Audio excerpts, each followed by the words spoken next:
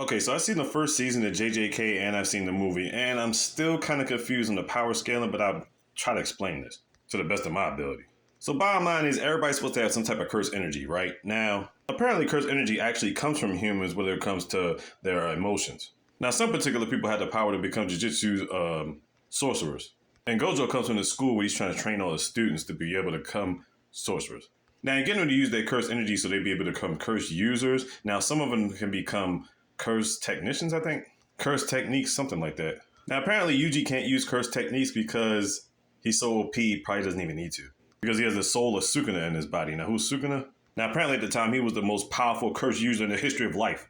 Now, the elders actually want Gojo to kill Yuji because if Sukuna comes back out and is fully out, everybody's fucked.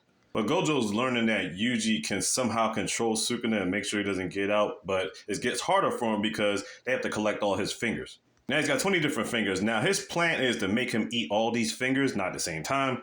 But the thing is, when Yuji eats one of his fingers, Sukuna ends up coming out and beast modes happen. Well, it makes it easier for Sukuna to come out. But anyway, so he's training him, so basically, by the time he's able to eat all these fingers, hopefully, Yuji will have the power to be able to control Sukuna and they won't have to kill him. Now, Yuji's a good kid. He wants to save everybody, especially after his parents died and recently his grandfather died at the beginning of the story. But back to this power scaling thing. Now, you got other people like Gojo, Geto, and probably many others that can use these things called veils. Veils cover over the areas where niggas about to have beef. And they do this to make sure nobody gets in or out and becoming a casualty.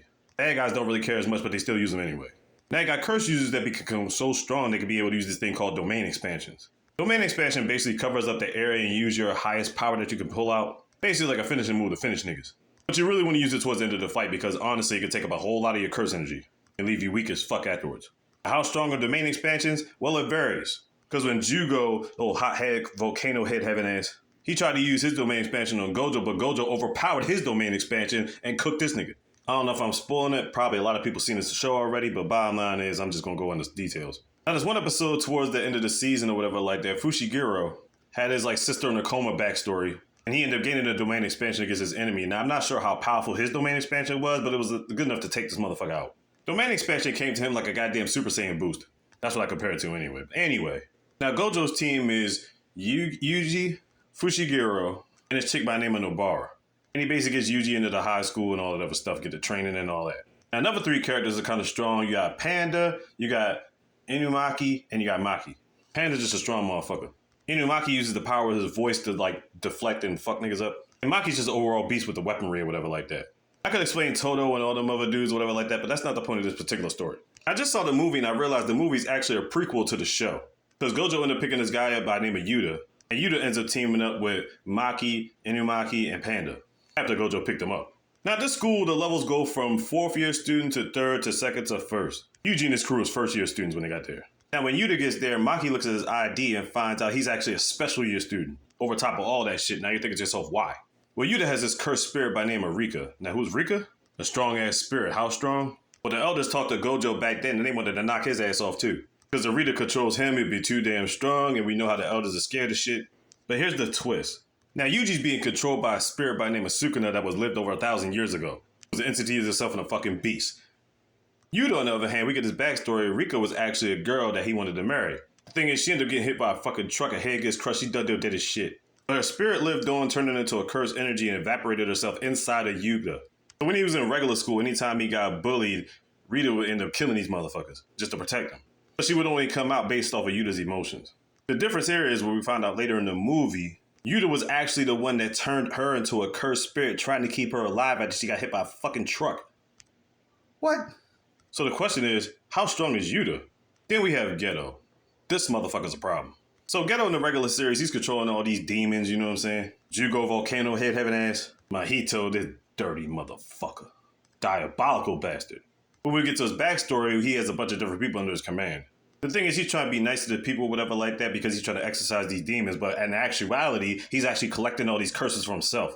We could lead like an onslaught of mayhem against the school. Now, why is he doing this? Because frankly put, this nigga's an evil motherfucker. But more so, he actually used to be a student of the school, and at one point in time, he was actually best friends with Gojo. Or so we think anyway. Then we had Maki backstory. She always felt like she was a failure, because her clan told her so because she had little curse energy. She basically wants to become a beast to prove a goddamn clan wrong. Respectable goal. Now, Yuta and Maki end up getting attacked because they were trying to save these two boys that got kidnapped by some cursed energy or something like that. This cursed monster ended up swallowing them whole or whatever like that. But Yuta was the one that ended up having to save all of them because the thing is, it doesn't affect him. The disease affected the two boys and Maki, but of course Yuta doesn't affect him, so basically he's got to get the courage or whatever like that to bust them niggas up out of there and save the boys and save Maki. You understand the power scaling yet? Me neither.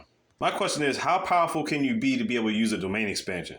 Because I've only seen Jugo, Gojo, Fushiguro, and Yuji use it, but technically Yuji didn't use it because Sukuna used it. So how ridiculously OP do you have to be able to use a domain expansion? Guess I gotta watch some more JJK to figure this shit out. Yuta ended up stopping Geto in the movie, but the thing is, of course, he didn't die because he's in the series, so there you go. I think Gojo at one point in time had a shot to finish him off, but he didn't? I'm not sure if he did. My brain's drawing a blank. Well, anyway, they got the first season and the movie on Netflix, so there's a start. I guess I'll find a way to check out season 2, even though people have been spoiling this shit for me ever since it came out. I still don't understand the power scaling, so I guess it's okay. JJK on Netflix, check that shit out.